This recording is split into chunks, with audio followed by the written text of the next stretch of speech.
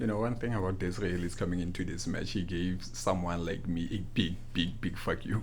Because I was one of the people who thought, what, Desiree is on beat Japan, especially even in this generation like now. Because Japan, this is the one of the super houses in women's football. They play great football. And you know what I like is that he did it without maybe Japan playing the reserve team. Players like Kiko Seike were back, and I said last time that if you know Kiko Seike, you know that this is one of the best midfielders in women's football that we have.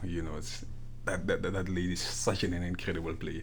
But 9 minutes in, and we see Linda Motlhalo heading a great ball, and it's in 1-0 for Banyana. And I thought, you know what, maybe we got this. Maybe we got this. Only to find out that indeed we got this. So, and both of these teams made a bit of tweakings on their lineups compared to last Friday. They changed here and then, but it worked. It really worked. And I think after that goal, both of these teams, Japan tried to come at Banyana, and Banyana also got some opportunities here and there, but the midfield today was really strong.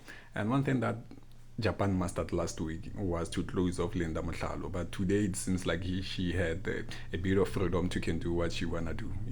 I don't know if they wanted to test that if we don't lose Linda Motlhalo, let's see what happens, and they find out the hard way.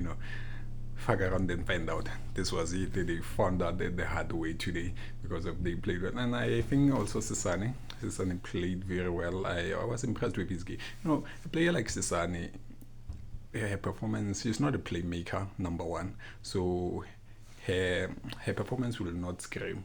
She will gonna be able to hold the ball, pass the ball. When it's time to pass the ball, she's gonna pass the ball. And there's too much criticism that Kylian Suarez receives over the time.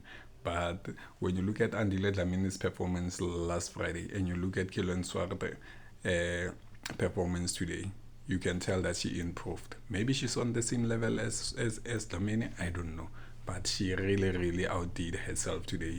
This is one of those performances where you were like, okay.